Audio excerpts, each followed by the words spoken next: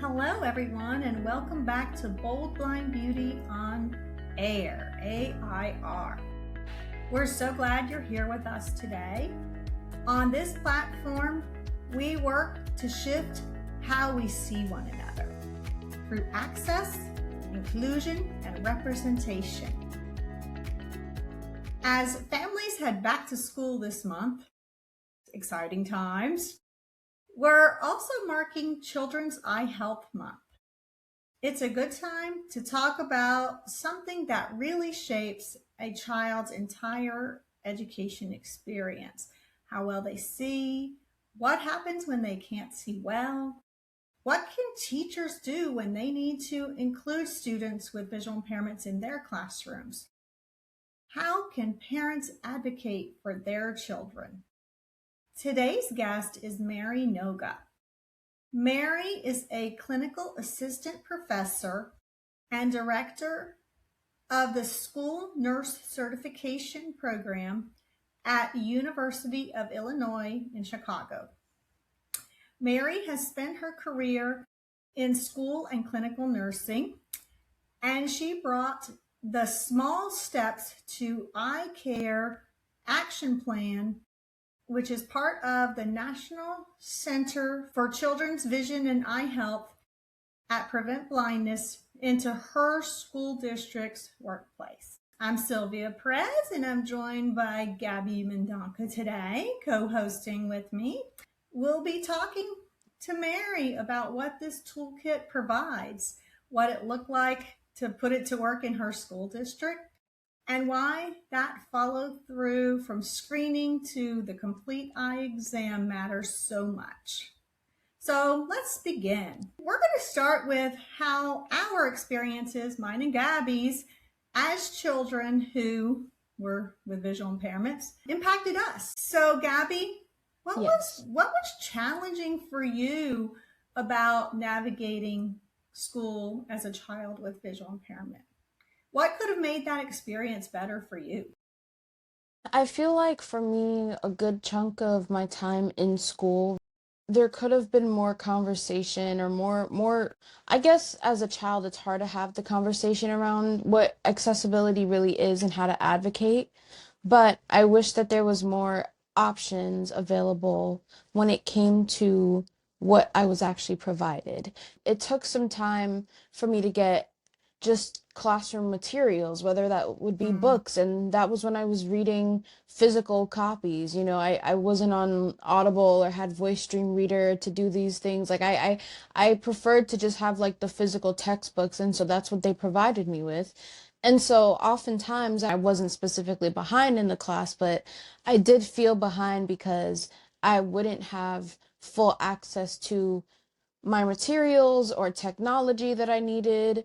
And so I feel like what could have made it better was the school having prepared for that way before I even entered the class. And that's the one thing I would say that was hard for me, was feeling like, okay, how am I going to figure this out by myself? And, while everybody else is like chugging along and doing these assignments and whatnot. So, but overall, I would say like there were other experiences that counteracted that, but yeah. It's super disappointing for me to hear and to see what still happens, because I was in school starting kindergarten probably 30 years before you, Gabby. It was just so scary to say, but I mean, so much longer before. And so really when inclusion was just starting to be a thing, and my parents, they didn't know what they didn't know. I didn't know what I didn't know.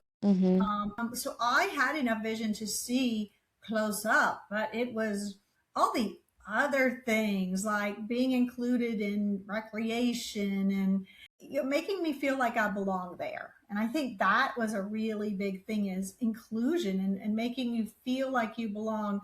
I think that's such an important thing for teachers, and the whole system to really work on. Definitely. I 1000% agree with that. What do you think teachers could do to help you feel supported and included in the classroom, Gabby?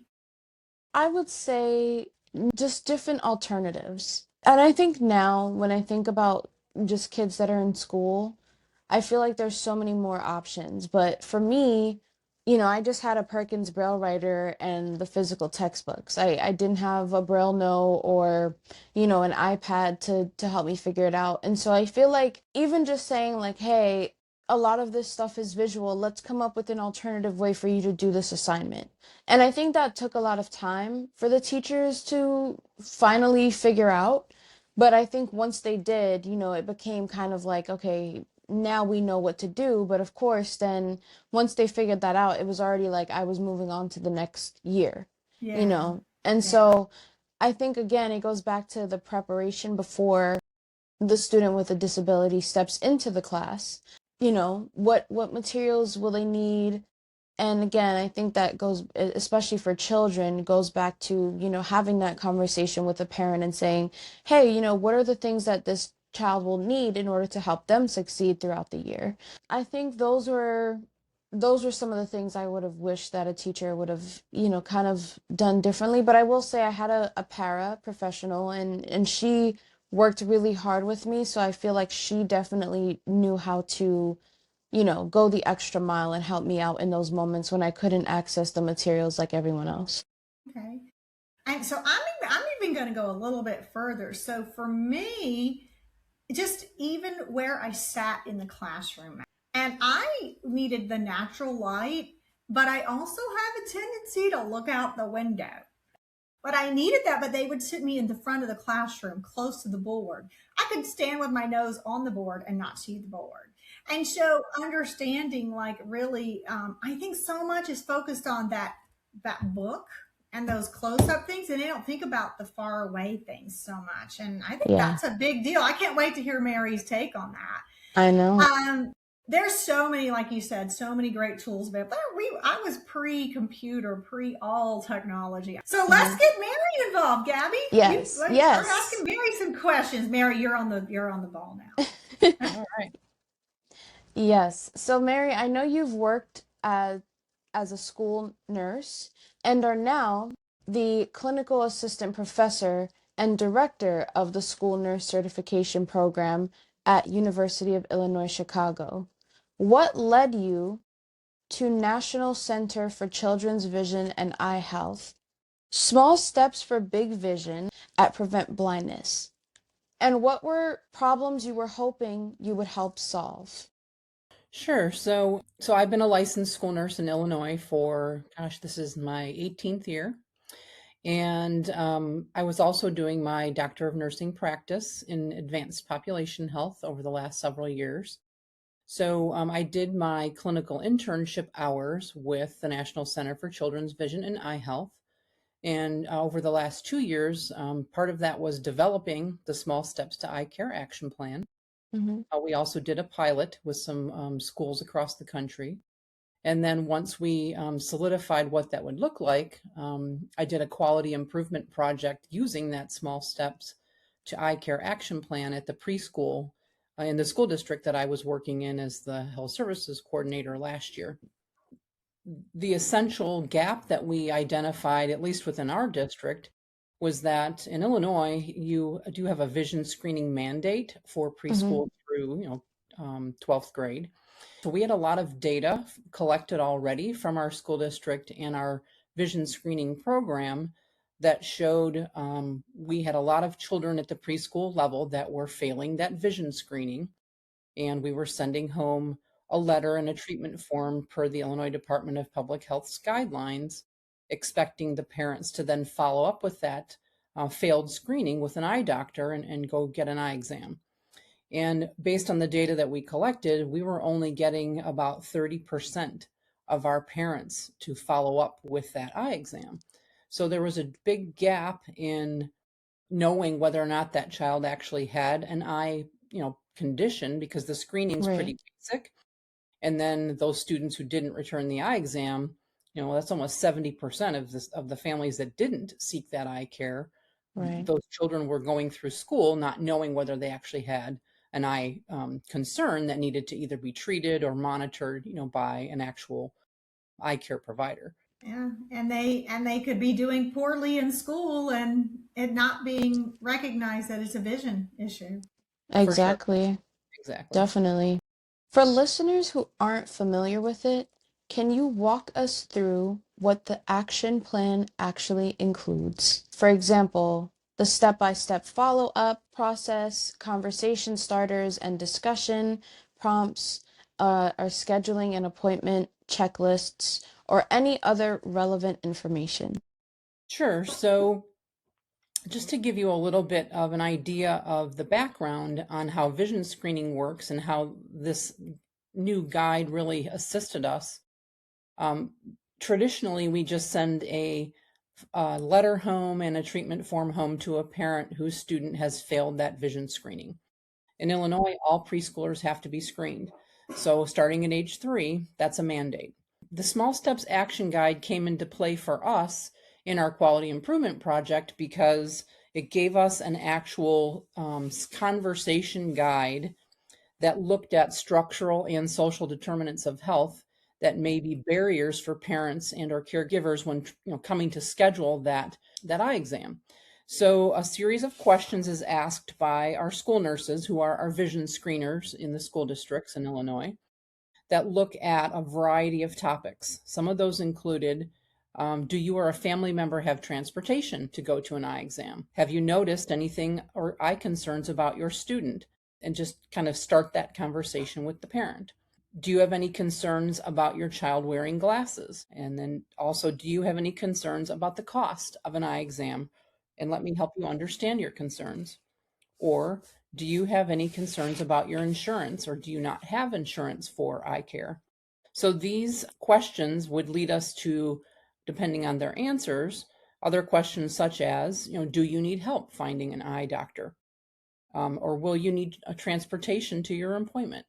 Do you need a translator? So we're looking also at that access point for people who don't speak English. Right. And do you have a work schedule that precludes you from taking your student to an eye exam? Do you need an eye appointment later in the day? So really it became a conversation guide and a script for our nurses to be able to have a more comprehensive follow-up phone call with the parents. We also added into that conversation some educational tools that we sent home to the parents in advance, that were also developed by Prevent Blindness to help parents understand what kinds of clues they could be looking for in their 3 and 4-year-olds don't read yet. So what can you look for in your student that might indicate that they have an eye concern? So that was really kind of the crux of what we did with the action plan itself. And then we added in some additional elements to it as we learned from our first set of parents, like what were the most common areas of concern.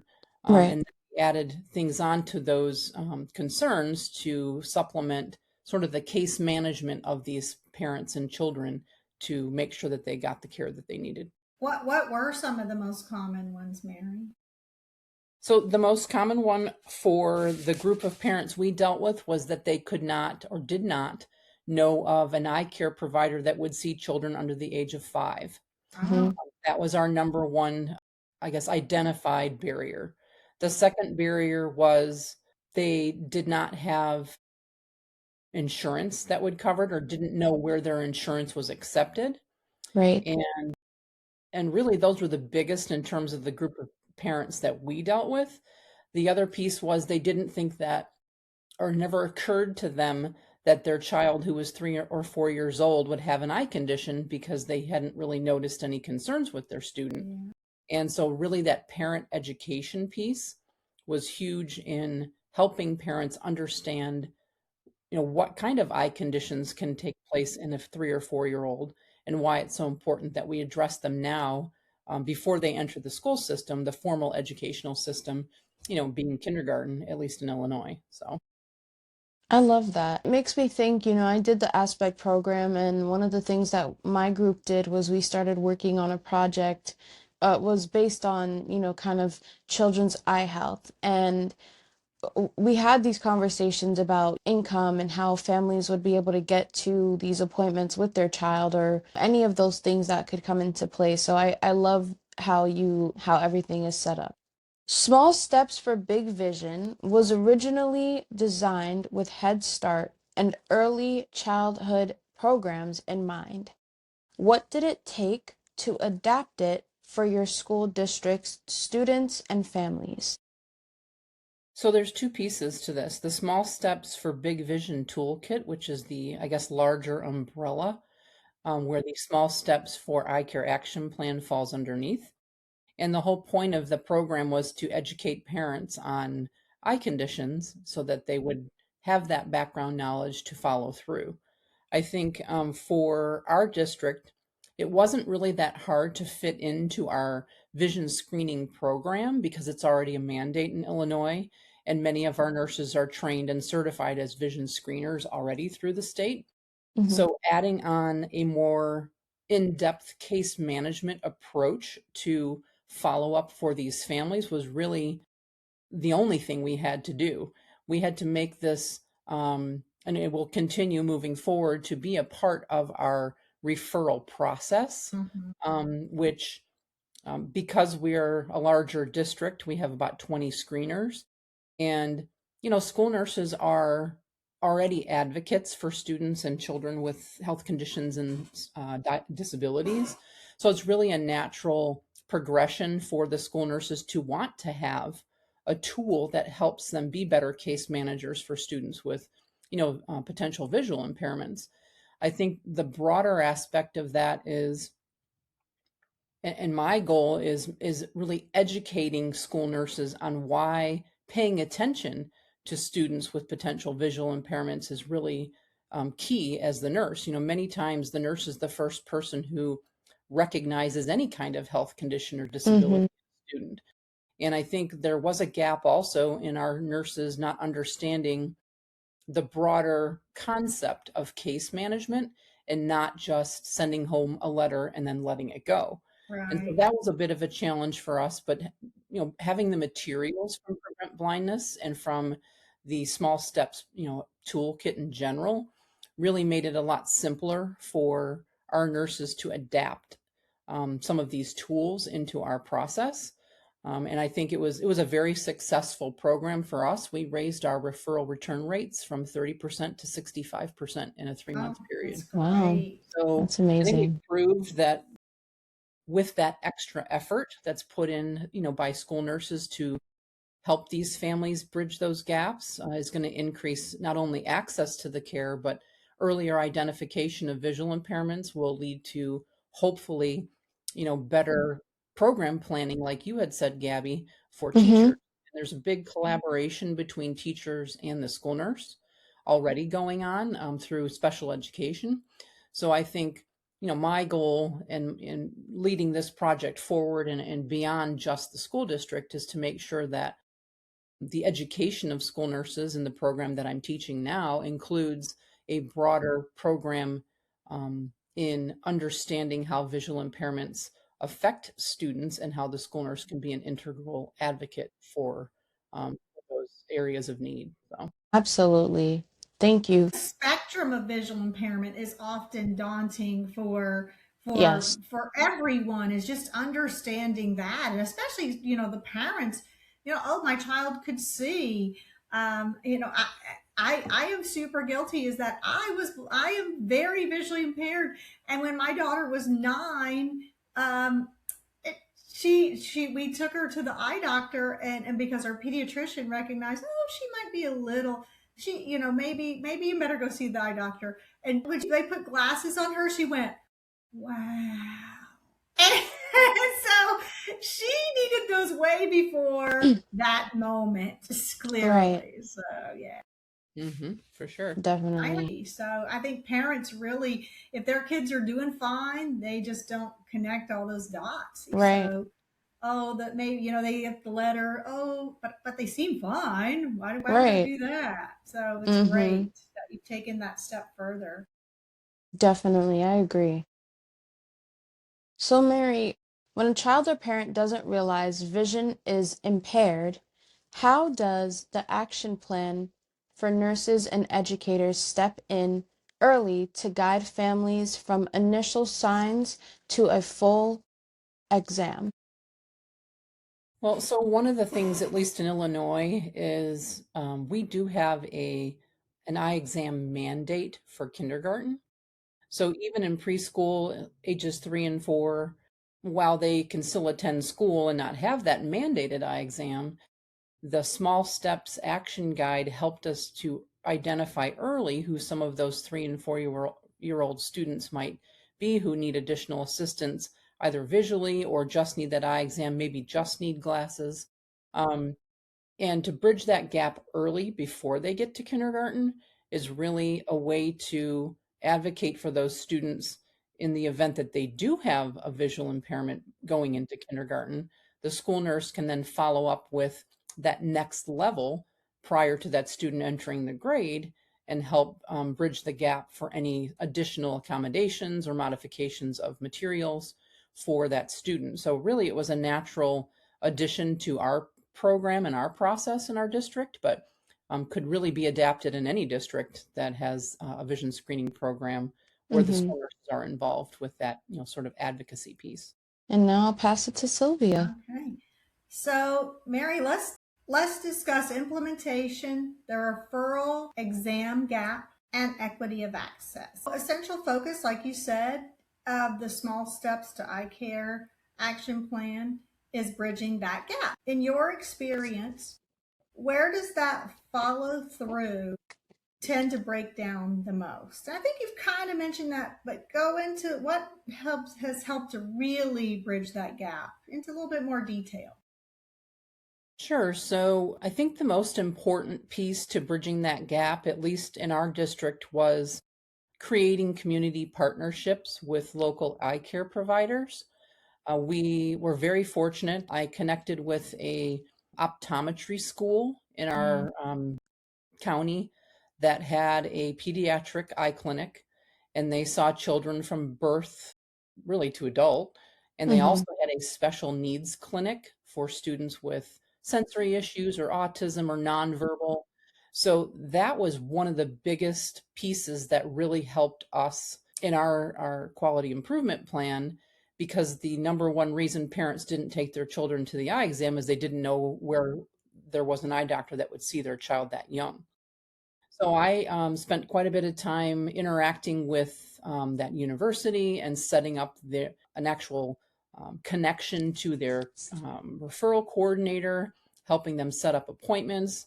That was one of the hardest pieces, I think, for some of the parents with a language barrier, was being able to make those Mm-hmm. phone calls on their own, not knowing if the person answering the phone is going to be able to speak Spanish or Russian or whatever language was their native language. So, bridging that gap and the case management part of school nurses being involved in this and looking at those gaps on an individual basis, not just as a whole, and helping those parents bridge the barrier. So whether it was finding a translator or making that appointment for the parents or directing them to the appropriate resource. Our district was very, very fortunate and generous if there was a transportation issue, we provided Uber services to those Wow, that's families. Wow. fantastic. Yeah. Then the other piece was educating the parents on their Medicaid insurance. Many of our families are Medicaid, and many families on Medicaid didn't understand that they get a free eye exam and a free pair of glasses every year. And so they didn't know that their insurance already covered it. So a lot of them who were concerned about the cost didn't realize that it wasn't going to cost them anything. Right. So parent education was huge, not only in understanding that their child had an potential eye condition, but helping them understand their insurance and all of the, I guess, little tidbits that go along with it. One of the pieces to the community partnership that we developed was their referral coordinator would help us not only get the appointments that were convenient for our parents, but would also help bridge some of those barriers for us. So they did have a caseworker that would help with the Medicaid piece. They also had translators. So if we didn't have to use our own translator, they could use theirs. And that was really the most successful part of this. Once we found that outside provider and bridged that with that partnership, we saw our referral return rate go from like 27% over a 2-week period to 42%, just because we gave the families what they needed. The other piece to that was when the nurse called and used the small steps action guide as their conversation piece, they also had sent home a packet to the parents in advance, not only with the letter stating that their child had failed the screening, the treatment form that needed to be filled out, but we included parent education materials that were developed by Prevent Blindness. And at the time of the nurse's phone call, they reviewed that parent education materials with the parent. And that gave the parent an opportunity to ask questions, to truly understand, why does vision matter so much in a 3 or Mm-hmm. 4-year-old? Yeah. And allowing those parents to answer those questions or ask those questions and have the nurse answer them made the, I guess, urgency of the parent to get that eye exam more important. So that was really a huge piece to our success, was sort of a comprehensive package that the nurse provided to the parents. That's awesome. So you sent the package, and I'm guessing you sent it in English, or if you knew they had a different language, you could send it in that language as well. Yeah, so it was twofold. We sent home in the student's backpack a hard copy of the packet, and then we also sent it to the family's email on file. If we knew that the family, was either Spanish speaking or and Prevent Blindness provides the packet in Spanish already, Mm-hmm. um, that was doable. Now, some of the other languages, we have 37 languages in our district, so we did not have access to the Small Steps Action Plan in every single language, but you can use a translator also. If you open up the Small Steps Action Guide in like a PDF or even in like a Google Sheets, you can use Google Translator to Or read it. throw it in an AI. Right. Yeah. Yeah. I mean, there's a lot more tools nowadays than uh, Right. And so then you we did followed up use with a our phone translator call. though. So Yeah. if Yeah. it were a huge barrier, we can certainly send documents to our translator as well, and they will read the documents on our behalf. So it is an extra effort on the Yeah. part of the nurse, but we even kept track of how much extra time it took for the nurse to do this. And honestly, on average, it was really only one extra phone call. And the average or the longest time it took parents or nurses on the phone was about 4 minutes. That's So really amazing. it's doable and it's feasible for the nurses to take this on as an extra piece to that referral process. And you have results. I mean, it Hmm. really showed results. Hmm. Yeah, it was very, very rewarding for the nurses too to feel like they Yes. actually could provide a comprehensive program for those parents. So, since bringing this action plan into your district's work, what have you seen change? Where it's in staff, or how referrals are made, or how, families respond? I mean, I think the biggest piece is a change for the nursing staff. They Sorry. do have to learn how to use this new action guide. But I think the bigger piece is we bridge the gaps for the parents. And that is really where this will be the most useful in our district. I mean, we screen 7,500 kids a year, and it's about a 10% referral rate. So 750 kids need an eye exam, and if we can get more than 50% of those kids to at least go see an eye doctor, then we're catching a significant number of children who could potentially have visual impairments that go undetected. So really, I mean, it has multiple facets to it, and it's really been a rewarding program for us, and I think the nurses really enjoyed using the plan, which makes it a lot easier to integrate into our systems. It gave them a direction, Hmm. well, I just didn't get a response. Well, here's a whole Exactly. strategy. Yeah. Right. Okay, Mary, what recommendations would you give to anyone who wants to advocate for vision health in their own school districts? And what should they focus on first? Well, I think that, having been an advocate for the blind and visually impaired community already, I kind of had an advantage to really know where to go with some of these tools and how to use them to bridge the gaps. I think if you're maybe a new school nurse or new to vision screening and not really understanding children's vision, that's your first step. And the National Center for Children's Vision and Eye Health has an amazing website with many, many materials, many webinars. The Small Steps to Big Vision Toolkit is also on the National Center for Children's Vision and Eye Health website, as well as the National Association of School Nurse website. So there's a lot of educational material out there.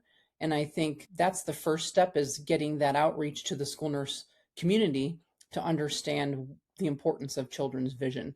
It's an aspect of what we do on a daily Right. basis. If you look at the special education system in our country, which is a federal mandate, vision and hearing screening is part of that case study evaluation that you do on any student who might need special services.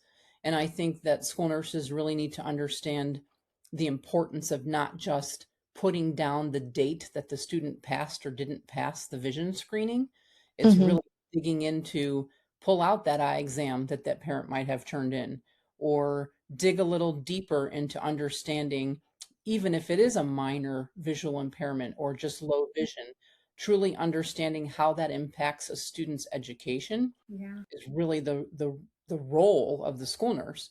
And that's what we do. So, I think that any district can adopt this, even if you are a district that doesn't do the screening yourselves, but maybe the health department does it for you and then gives you the referrals to follow up on.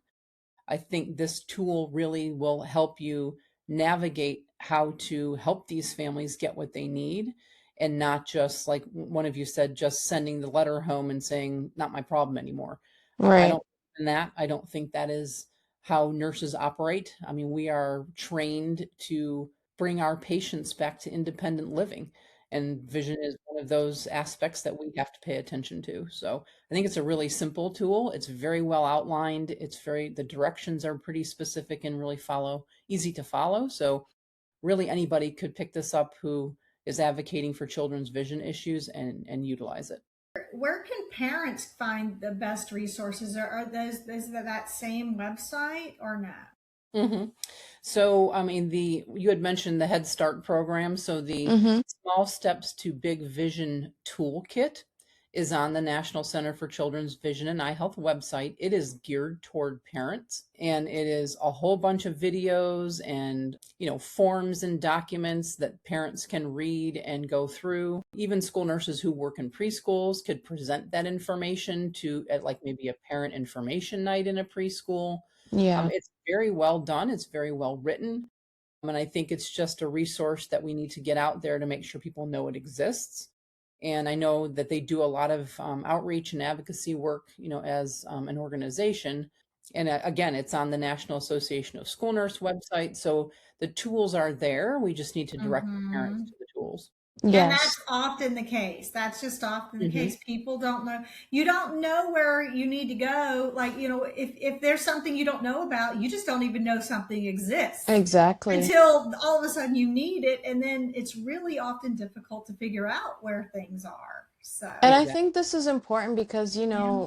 it's when parents are trying to help their child navigate this, the last thing I'm sure they want to think about is like, okay, I have to research all these things. And I think knowing that this is a tool that exists that they can just keep tucked away for whenever they feel like they need to refer to it is really important to help them through anything with, teaching their child about vision loss or helping their child through the adjustment period of vision loss as well, I'm sure. Mm-hmm. So, access, inclusion, and representation shapes how we talk about disability at Bold Blind Beauty. So, where do you see those same principles, Mary, showing up in school health work? Well, I think that we've come a long way in providing resources and access for students. I know your stories maybe did not indicate that as much. Evolution is a great thing. Yeah. And I think, school nursing has become a lot more complicated over the years as well, for as long as I've been doing this. I think more and more accessible type learning materials have really helped the blind and visually impaired community. Having the access to technology now with iPads and screen readers and speech to text and, even software like JAWS that you're using, those are all tools now that maybe didn't previously exist. Now they Right. do have to be taught to They students. sure do, And right? I think, the teachers of the visually impaired, and we call them vision itinerants in our districts, Uh-huh. and they should be in every district because that is a federal mandate that we support under a special education category of visual impairment, that they do have one-on-one, or they're taught how to use those tools. So Right. I know working in our district, if you're looking at access, our teachers of the visually impaired always start with Braille because Braille is early literacy. That's how you learn Yeah. to read Oh, if you I can't love see. that. Yeah. And, Yes. I think it's so easy to just go to an iPad instead, or just go Mhm. Yeah. to Audible instead. But there's a brain connection that you make by Oh learning yeah, Braille. absolutely. Yep. And so thankfully, the system still teaches Braille, and I think they That's still good. highlight that as being equivalent to someone who is sighted learning to Yeah. read. That's Yes. So right. that's sort of the access part. I mean, in schools nowadays, inclusion is a mandate. So everyone is included in regular mainstream classes as appropriate. Any kind of special education is usually pushed into the classroom.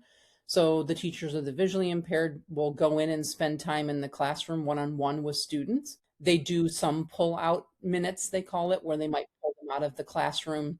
If you're teaching someone JAWS, where obviously the screen reader Mhm. is speaking out loud, you want to do that in an area where the student can learn it without sort of being distracted by what's going on in the classroom and vice versa, right? Right. So so some of the inclusion things that are going on. I also know that there are some visually impaired students that I'm aware of who participate in a lot of the after school activities now. Great.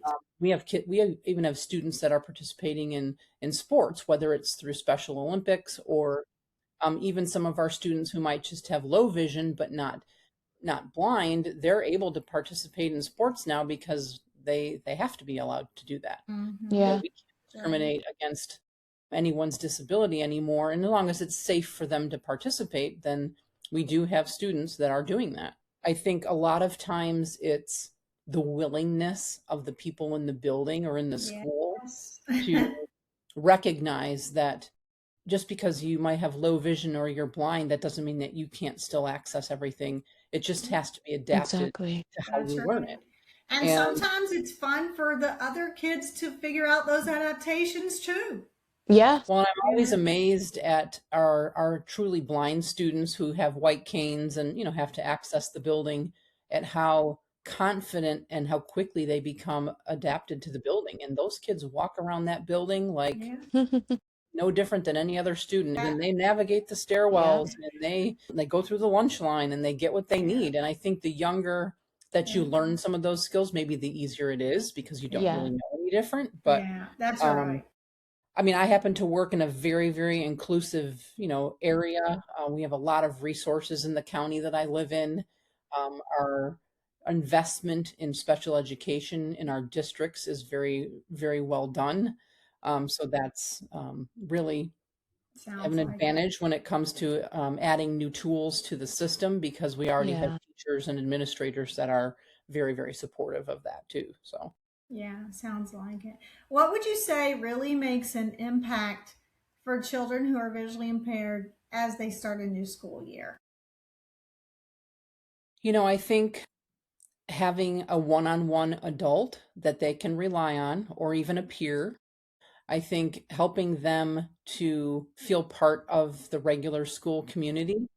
Obviously, walking into a really big high school, for example, can be very, very intimidating if you can't see your surroundings, or even if you are low vision and still can see, but maybe need some help, navigating, connecting a peer to peer so that they feel like they're Yeah. associating with someone their own age, and identifying their adult resources as well. Typically, the school nurse is one, the social worker, maybe a guidance counselor. We usually do like a meeting at the beginning of the year with the parent and the student and the families, and we ask, Mm-hmm. how do you want to be supported? Right. There's got to be some individual. Some kids want more help than others, and we don't want to blanket what we do for every single student. We want the student to tell us what they need as well. That's awesome. That's important.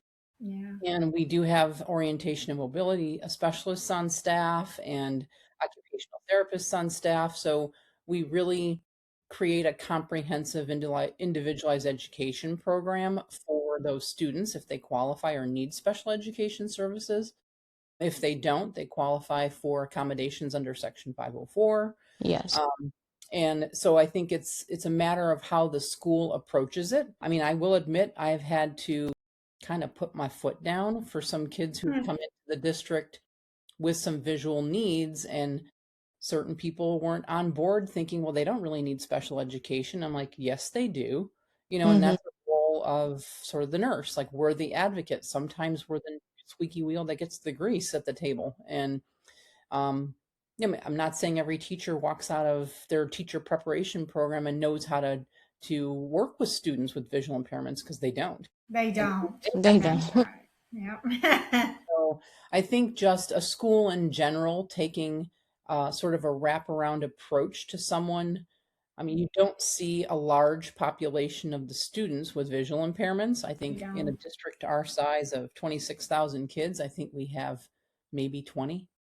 So that's a pretty small population, but there's really no excuse to not have those services ready to go when you're only dealing with a small population of the student body too. So I think teachers who can prepare in advance. I think, Gabby, you had said that teachers really didn't understand how you learned and what you needed. Mm-hmm. And I think that teachers need to be educated more about what are the resources for people who are blind or visually impaired. Absolutely. How can I change my curriculum, or how can I modify it? Or nowadays, thankfully, we have, accessibility laws when it comes to the internet, and things are starting to turn around there, which, that's a big process. But, teachers don't know what they don't know either. So That's Right. correct. Thank you.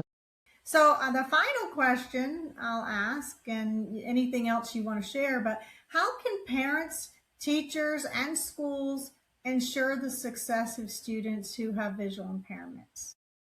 And I think you've talked a lot about that, but anything else? I guess one of the sort of examples over the years that I think really kind of speaks to this is the parents need to be on board. Yeah. And, we've had children come over from other countries where there is no such thing as special education. Yeah. They don't look at a visual impairment as something that needs to be supported. It just is what it is. Just a very different, medical system in other countries.